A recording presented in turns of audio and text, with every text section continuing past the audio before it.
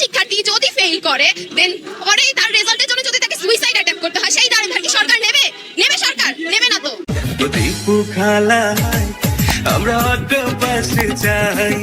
পরীক্ষা চালু করাটাই হচ্ছে আমাদের প্রথম প্রায়োরিটি।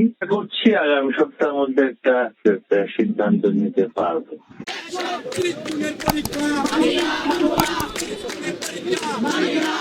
তো অপরদিকে অতি দ্রুত অসমাপ্ত এইচএসসি পরীক্ষা শেষ করার দাবি জানিয়েছে শিক্ষার্থীরা।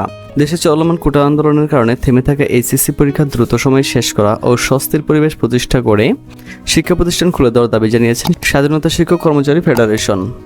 সোমবার 29 জুলাই স্বাধীনতা শিক্ষক কর্মচারী ফেডারেশনের এক সভায় এসব তথ্য জানানো হয়। শিক্ষক কর্মচারী ফেডারেশনের নেতারা বলেন, শিক্ষার্থীদের নিরাপত্তা নিশ্চিত করে অতি দ্রুত অসমাপ্ত এসএসসি পরীক্ষা সম্পূর্ণ এবং স্বস্তির পরিবেশ প্রতিষ্ঠা করে শিক্ষা প্রতিষ্ঠান খুলে দেওয়ার দাবি জানানো হয়।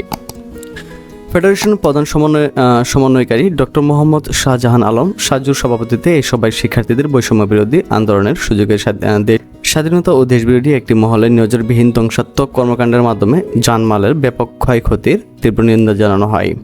পরীক্ষা পিছিয়ে যাওয়ায় দুশ্চিন্তার ভাঁজ পরীক্ষার্থী ও অভিভাবকদের কপালে। পরীক্ষাটা আবারও পিছায়, তাহলে প্র্যাকটিক্যাল শেষ করতে করতে আবারও 1 মাস পেছাবে। পরীক্ষা কখন শেষ হবে সেই প্রশ্নই এখন তাদের।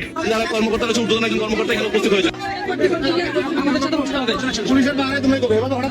গ্রেফতার হওয়া শিক্ষার্থীদের মুক্তি না দেওয়া পর্যন্ত পরীক্ষায় অংশ না নেওয়ার ঘোষণা দিয়েছে ঢাকার বেশ কিছু কলেজের পরীক্ষার্থীরা। স্থগিত হওয়া এসএসসি পরীক্ষার বিষয়ে যা জানালো নতুন সরকার। রাষ্ট্রীয় অতিথি ভবন যমুনার অন্তর্বর্তী সরকারের প্রথম বৈঠক শেষ হয়েছে।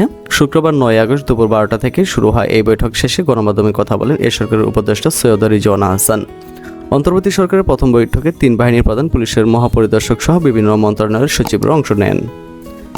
সৈয়দ রিজওয়ানা হাসান বলেন, শিক্ষা প্রতিষ্ঠান খোলা এবং এইচএসসির বিষয়ে এখনও কোনো সুনির্দিষ্ট বক্তব্য বা আলোচনার সুযোগ হয়নি, কারণ শিক্ষা প্রতিষ্ঠান খোলার সাথে আইন শৃঙ্খলা পরিস্থিতিও জরুরি।